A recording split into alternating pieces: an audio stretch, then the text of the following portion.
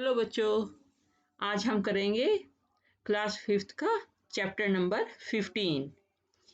बिसन की दिलेरी। सुबह का समय था। पहाड़ों के पीछे से सूरज झांक रहा था। 10 वर्ष का बिसन घर से बाहर निकल आया। वह रोज इसी समय इसी रास्ते से कर्नल दत्ता के फार्म हाउस पर जाता है। कर्नल दत्ता की पत्नी पढ़ाई में उसकी मदद करती है। फार्म से लगे सेबों के बाग में कीटनाशक दवा का छिड़काव हो रहा था और बहुत तड़के काम शुरू हो जाता था। तो फ्रेंड्स, ये जो चैप्टर है वो बिसन के ऊपर है, जो कि 10 वर्ष का है और पहाड़ों के पीछे से सूरज झांक रहा है। और जो बिसन है वह कर्नल दत्ता के फार्म हाउस पर जाता है, क्योंकि उसकी पत्नी जो है बिसन की पढ़ाई में मदद करती है।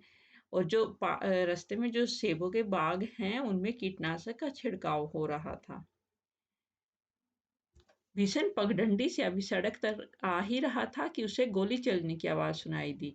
उसने इधर उधर देखा, कोई भी दिखाई नहीं दिया। वह कुछ ही दूर चला था कि उसे फिर गोली चलने की आवाज सुनाई दी। इस बार एक नहीं 2-3 गोलियां एक साथ चली थी। गोलियों की आवाज से पूरी घाटी गूंज गई। पंछी घबरा गए, आसमान में गोल गोल चक्कर काटने लगे। बिसन सहम कर पेड़ों की आड़ में छिपकर खड़ा हो गया। तो जैसे ही वो जा रहा था उसने गोली चलने की आवाज सुनी और वो डर कर पेड़ों की आड़ में यानी कि पेड़ के पीछे छिप गया। बिशन जहां खड़ा था वहीं चुपचाप खड़ा रहा। उसे वहां से सीढ़ीनुमा खेत और फलों के बाग से साफ दिखाई दे रहे थे।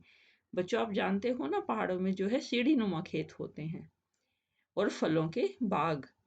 ज्यादातर जो सेब है वो पहाड़ी जगह पर यानी कि ठंडी जगह पर ही पाई जाती हैं। खेतों में काम करते हुए किसान भी दिखाई दे रहे थे। फसल तैयार खड़ी थी। सुबह की हल्की धूप में खेत सुनहरे दिखाई दे रहे थे। बिशन अभी सोच ही रहा था कि गोली किसने और क्यों चलाई होगी। तभी एक और गोली की आवाज आई। एकाएक बिशन को गोली चलने का कारण समझ में आ गया। जब फसल पक जाती है तब गेहूं के खेतों में दाना चुगने ढेरों तीतर आ जाते हैं। आपको पता है ना, जब अनाज पक गया है तो बहुत तरह के पंछी जो हैं वो दाना खाने यानी कि अपने खाना इकट्ठा करने और खाने के लिए फसलों पर मंडराने लगते हैं। शिकारी इस बात को जानते हैं, इसलिए वे सुबह सुबह ही तीतर मारने चले आते हैं। पिछले साल भी शिकारियों ने इसी तरह बहुत से तीतर मारे थे। कुछ तीतर तो वे उठा ले गए, बाकी को वहीं छोड़ गए। खेतों को काटते समय किसानों को बहुत से मरे और जख्मी तीतर मिले थे। भीषण ने सोचा, कितना दुख पहुंचाने वाला काम करते हैं ये शिकारी। वह समझ गया कि शिकारी ही तीतरों पर गोलियां चला रहे हैं, इसलिए वह पेड़ों के बीच से निकलकर खेतों के किनारे किनारे चलने लगा। वह चलते चलते सोच रहा था कि इन शिकारियों को सबक सिखाया जाना चाहिए, लेकिन उन्हें कैसे सबक सिखाया जाए यह उसकी समझ में नहीं आ रहा था। तभी उसके गांव के पांव के पास सरसराहट सी हुई। उसने देखा एक घायल तीतर गेहूं की बालियों के बीच फंसा छटपटा रहा था। बिशन वहीं घुटनों के बल बैठ गया और उसने घायल तीतर को पकड़ने के लिए हाथ बढ़ाया, लेकिन घबराया हुआ तीतर छिटक कर खेत के ओर अंदर चला गया। बिशन जानता था कि शिकारी इस तीतर को ढूंढ नहीं पाएंगे और घायल तीतर यहीं तड़प तड़प कर मर जाएगा। उसने स्वेटर उतारा और मौका देखकर तीतर पर डाल दिया। तीतर स्वेटर में फंस गया तो बिशन ने उसे पकड़ लिया। बिशन ने उसे अपने सीने से चिपका लिया और खेत में से निकलकर पहाड़ी की ओर भागने लगा। वह इतने तेज चल रहा था कि मानो उसके पंख लग गए हों। क्योंकि वो तीतर जख्मी था, अपने आप उड़ नहीं सकता था, इसलिए बिशन ने उसे स्वेटर निकालकर अपने साथ ले लिया। कर्नल दत्ता के घर के रास्ते में एक तरफ गेहूं के खेत थे और दूसरी तरफ कंटीले तारों की बाड़। बिशन वैसे तो कंटीले तारों की बाड़ में से होकर निकल सकता था, परंतु इस समय वह दोनों हाथों से तीतर को पकड़े हुए था। तीतर को संभालना बहुत जरूरी था, इसलिए वह खेतों के साथ साथ छिप छिप कर चलने लगा ताकि शिकारी उसे देख न ले। वह कुछ ही दूर गया कि पीछे से भारी सी आवाज आई, लड़के रुक जा, नहीं तो मैं गोली मार दूंगा। लेकिन बिशन नहीं रुका, वह चुपचाप चलता रहा। रुकता है नहीं, उस आदमी ने दोबारा चिल्लाकर कहा। तब तक भीषण कंटीले तारों के पास आ गया था। उसका दिल तेजी से धड़कने लगा। आगे बढ़ना मुश्किल लग रहा था, लेकिन फिर भी वह रुका नहीं और न ही उसने कोई जवाब दिया। तभी भीषण को भारी भरकम जूतों की आवाज सुनाई दी, जो तेजी से उसके पास आती जा रही थी। पीछे से आ रहा शिकारी गुस्से में जोर जोर से चिल्ला रहा था, मैं तुझे देख लूंगा, तू मेरा शिकार चुरा कर नहीं ले जा सकता। भीषण के लिए आगे निकल भागने का रास्ता नहीं था। अगर वह सड़क से जाता तो शिकारी को साफ दिखाई दे जाता, इसलिए उसने खेतों के छोटे रास्ते से जाना तय किया। खेतों से आगे के रास्ते में कांटेदार झाड़ियां थी। भीषण उसी रास्ते पर घुटनों के बल चलने लगा। बहुत संभल कर चलने पर भी उसके हाथ पांव पर कांटों की बहुत सी खरोंचें उभर आई। खरोंचों से खून भी निकलने लगा। उसकी कमीज की एक आस्तीन भी फट गई। वह जानता था कि कमीज फटने पर उसे माँ से डांट खानी पड़ेगी। आस्तीन आप समझते हो ना, जो कमीज की आगे की बाजू होती है वो, क्योंकि वो फट गई है इसलिए उसे उसकी माँ से डांट खानी पड़ेगी। वह जानता था कि कमीज फटने पर माँ उसे डांटेगी, पर भीषण को इस बात का संतोष था कि वह अब तक तीतर की जान बचाने में कामयाब रहा। झाड़ी से बाहर आकर वह सोचने लगा, कैसे पहाड़ी के कोने से फिसलकर नीचे पहुंचा जाए। लेकिन उस कोने में घास बहुत ज्यादा थी और ओस के कारण फिसलन भी। भीषण थक कर वहीं एक किनारे पर बैठ गया। अभी वह बैठा ही था कि उसे पाँव की आहट सुनाई दी। आहट होता है आवाज, यानी कि कोई जब चीज मूवमेंट करती है, चलती है, तो उसकी जो आने की आवाज होती है। आहट सुनते ही वह उठकर दौड़ पड़ा। दौड़ते दौड़ते वह आधी पहाड़ी पार कर चुका था। उसके कपड़े पसीने से तरबतर हो गए। फिर भी वह रुका नहीं और किसी तरह कर्नल दत्ता के फार्म हाउस के पिछवाड़े पहुंच ही गया। पिछवाड़े दरवाजा खुला था। उसने ताड़ के पेड़ का सहारा लिया और फार्म हाउस के अंदर पहुंच गया। तीतर को वह बड़ी सावधानी के साथ सीने से लगाए हुए था। फार्म हाउस में खामोशी थी। बस रसोई घर से प्रेशर कुकर की सीटी की आवाज आ रही थी। मुर्गियां अभी अपने दड़बे में थी। दड़बा जो एक बाड़े जैसा बना के रखते हैं ना मुर्गियों के लिए, उसमें। और गुलाबचंद सामने का बरामदा साफ कर रहा था। अचानक कर्नल साहब का अल्सेशियन कुत्ता जोर जोर से भौंकने लगा। वह किसी अजनबी को देखकर ही इस तरह भौंकता था। भीषण समझ गया कि शिकारी इधर ही आ रहे हैं। उसने इधर उधर देखा ताकि वह तीतर को कहीं अच्छी तरह से छिपा सके। एक और शेड के नीचे बहुत सारा कबाड़ पड़ा था। उसी में एक टूटी टोकरी भीषण को दिखाई दे गई। ये ठीक है, सोचते हुए उसने तीतर को टोकरी में रखकर स्वेटर से ढक दिया। घायल तीतर घबराया हुआ था, इसलिए वह चुपचाप पड़ा रहा। तीतर को छिपाने के बाद भीषण ने सोचा कि अब बाहर चलकर देखना चाहिए, पर वह शिकारियों के सामने भी नहीं पड़ना चाहता था, इसलिए उसने छत पर चढ़कर बैठना ठीक समझा। बिना सीढ़ी के छत पर चढ़ना उसके लिए बहुत आसान काम था। वह अक्सर इस शेड की ढलवां छत के सहारे ऊपर चढ़ जाता था। भीषण लकड़ी के खंभे पर बंदर की तरह छलांग लगाकर लटक गया और ऊपर की ओर खिसकते खिसकते छत पर जा पहुंचा। खपरेल की छलावदार छत थी, इसलिए वह चिमनी के पीछे छिपकर बैठ गया ताकि वह किसी और को दिखाई न दे, लेकिन वह स्वयं सब कुछ देख सके। उसने देखा कि दो शिकारी इधर ही चले आ रहे थे और उनको देखकर कर्नल साहब का अल्सेशियन कुत्ता जोर जोर से भौंक रहा था। कर्नल ने कुत्ते को डांटा, चुप रहो, पर वह नहीं माना। पिछले दोनों पांव पर खड़े होकर उछल उछल कर भौंकने लगा। वे दोनों शिकारी करीब आ गए तो कर्नल ने रोकदार आवाज में पूछा, कौन हो तुम? यहाँ किस लिए आए हो? साहब, हम शिकारी हैं, हर साल यहाँ शिकार के लिए आते हैं। अच्छा, तो तुम्ही लोगों की गोलियों की आवाजें गूंज रही थी सुबह से। जी हाँ, हमारे पास लाइसेंस वाली बंदूकें हैं। सरपंच माधो सिंह भी हमें जानता है। तो तुम हर साल तीतरों का शिकार करते हो? कर्नल ने मजाक सा उड़ाते हुए कहा। जी हाँ, तीतर भी मार लेते हैं कभी कभी। अभी अभी एक लड़का हमारे शिकार तीतर को लेकर आपके यहाँ आ छिपा है। हम उसे ही ढूंढ रहे थे। अच्छा, तुम जो इतने सारे तीतर मारते हो उनका क्या करते हो? कर्नल साहब ने पूछा। सीधी सी बात है साहब, खाते हैं, दूसरे शिकारी ने जवाब दिया। फिर कुछ रुककर बोला, अब तो उस लड़के को ढूंढवा दीजिए, वह इधर ही कहीं छुप गया है। कर्नल दत्ता ने उनकी बात पर कोई ध्यान नहीं दिया और गुस्से से कहा, कैसे हो तुम लोग? हर साल आकर इतने तीतर मार डालते हो, कुछ को खा लेते हो और बाकी को घायल करके यहाँ तड़प तड़प कर मरने के लिए छोड़ जाते हो।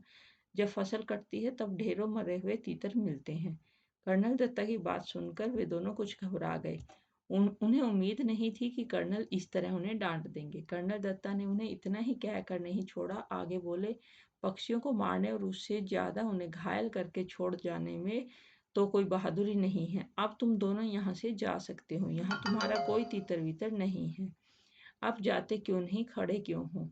भीषण चिमनी के पीछे से सब देख और सुन रहा था। वे दोनों शिकारी बिना कुछ बोले कुछ और वापस चल दिए। कर्नल दत्ता ने गुलाब चंद से दवाई छिड़कने वाली मशीन लाने को कहा। तभी भीषण छप्पर से शेड पर होता हुआ नीचे कूद पड़ा। उसने तीतर को उठा लिया और घर में घुसते ही मालकिन को पुकारने लगा, बहूजी जल्दी आइए, यह बहुत जख्मी है और आकर इसे देखिए। भीषण की आवाज सुनकर कर्नल दत्ता भी अंदर जा पहुंचे। बोली, अच्छा तो तीतर चुराने वाला लड़का तो ही था। क्या करता बाबूजी, से बहुत चोट लगी है, अगर मैं ना लाता तो यह मर जाता। अब तो इसका क्या करेगा? इसे पालूंगा, बिशन ने कहा। कर्नल साहब मुस्कुरा दिए। उन्होंने घायल तीतर को देखा, उसका एक पंख टूट गया था, अब शायद ही वह उड़ सके। जाओ दवाइयों का बक्सा लेकर आओ। भीषण दौड़कर बक्सा ले आया। कर्नल दत्ता ने तीतर के पैरों का जख्म साफ किया, फिर दवाई लगा दी। पंख को फैलाकर टेप लगा दिया ताकि वह ज्यादा हिले डुले नहीं। फिर उन्होंने भीषण से कहा, भीषण अगर तुम इस गेंदे के पत्तों का रस दिन में 2-3 बार पिलाओगे तो यह जल्दी ठीक हो जाएगा। तब तक बहूजी एक कटोरी में दलिया ले आई और तीतर को दलिया खिलाते हुए बोली, इसे रोज दलिया भी खिलाना, भीषण तीतर को दलिया बहुत पसंद होता है। तब तो यह भीषण के पीछे पीछे ही घूमता रहेगा। कर्नल ने हंसते हुए कहा, अच्छा भीषण तुम जानते हो तीतर कैसे बोलता है? बहूजी ने पूछा। भीषण ने अपने हाथों को मुंह पर रखकर तीतर की आवाज निकाली, quack quack quack. Colonel Datta ठाका मारकर हंस पड़े। बहूजी भी अब मुंह पर पल्लू रखकर हंसने लगी।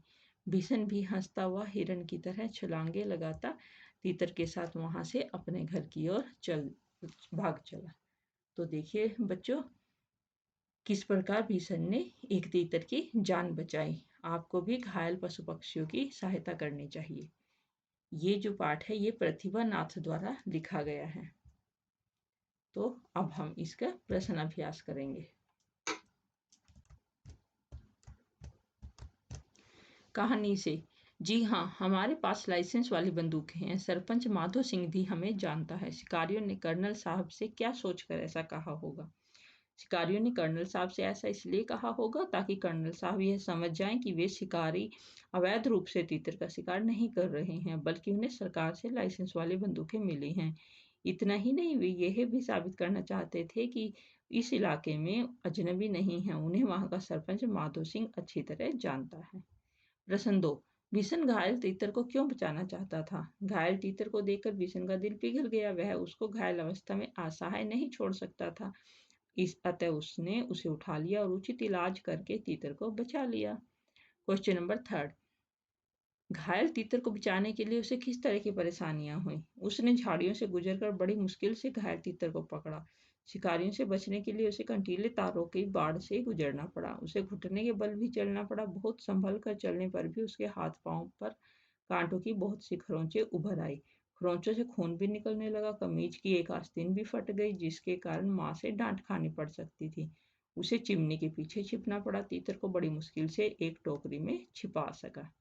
प्रश्न 4, घायल तीतर अगर तुम्हें मिला होता तो क्या तुम उसे पालते या अच्छा होने पर छोड़ देते? क्यों? घायल तीतर को बिल्कुल स्वस्थ होने तक मैं अपने पास रखता, फिर उसे छोड़ देता ताकि वह स्वच्छंद जीवन जी सके। भाषा की बात, इन वाक्यों को अपने शब्दों में लिखो।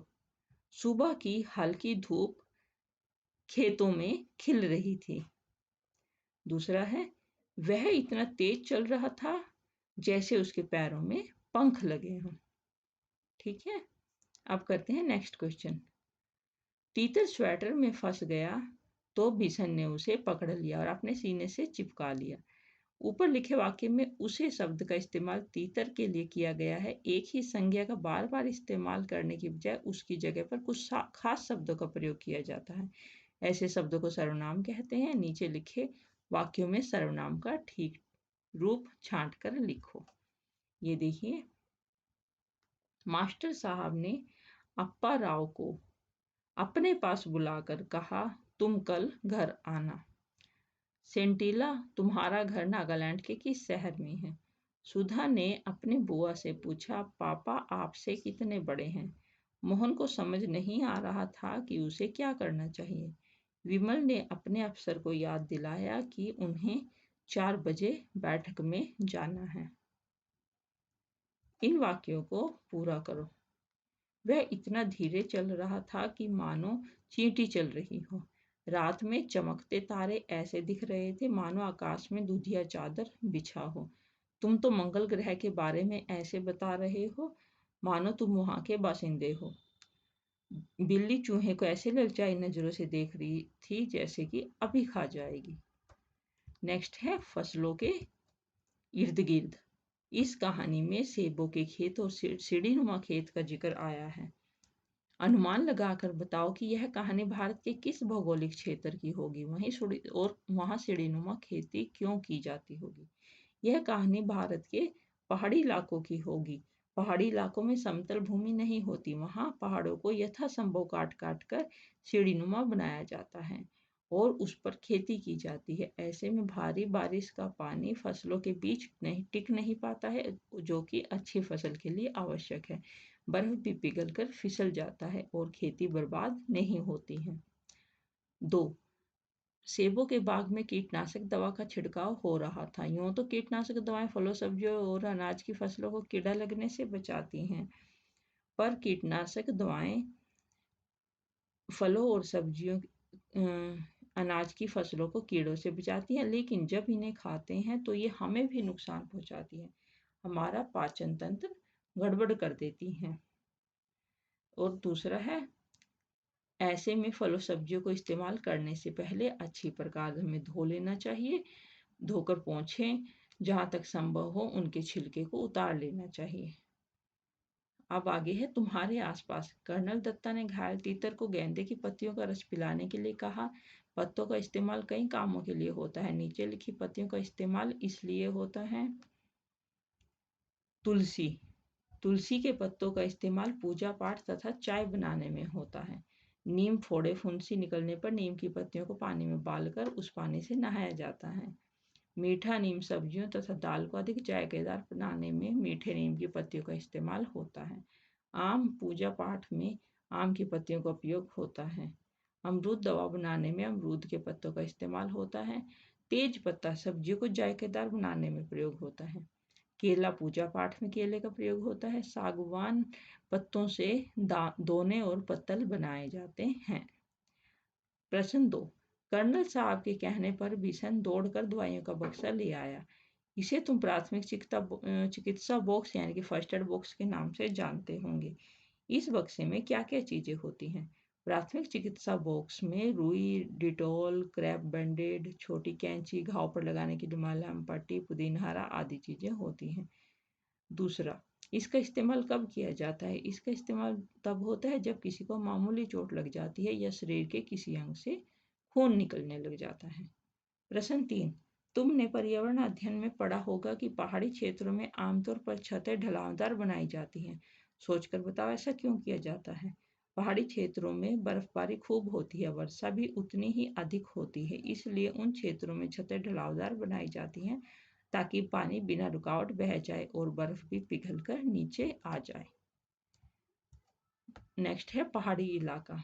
इस कहानी में पहाड़ी घाटी शब्दों का इस्तेमाल हुआ है। पहाड़ी इलाके से जुड़े हुए और शब्द सोचकर लिखो, जैसे ढलान, चट्टान आदि। पथरीला, चोटी, सीढ़ीनुमा, झाड़ी, टेढ़ा मेढ़ा, पहाड़ी, नदी, बर्फीला, पहाड़, संकरा आदि। तीतर। पहेली, तीतर के दो आगे तीतर, तीतर के दो पीछे तीतर। बोलो कितने तीतर? 3 तीतर। बच्चों आप खुद करके देखिए, इसका आंसर है 3 तीतर। यहाँ तीतर का फोटो दिया गया है, गौर से देखो और उसका वर्णन करो। चौथी में तुम यह कर चुके हो। तीतर कम ऊंचाई तक उड़ान भरने वाला एक छोटा पक्षी है। इसके पंख छोटे छोटे होते हैं और यह देखने में सुंदर प्रतीत होता है। यह ज्यादातर झुंडों में रहना पसंद करता है। तीतर के बारे में जानकारी इकट्ठा करो, जैसे तीतर का घोंसला, वह क्या खाता है आदि। आप स्वयं देखिए और ये लिखिए। तो इस तरीके से बच्चों ये जो अध्याय है कंप्लीट हुआ। बहुत अच्छा अध्याय था। उम्मीद करती हूँ आपको समझ आया होगा। हम फिर मिलेंगे एक नए अध्याय के साथ। धन्यवाद।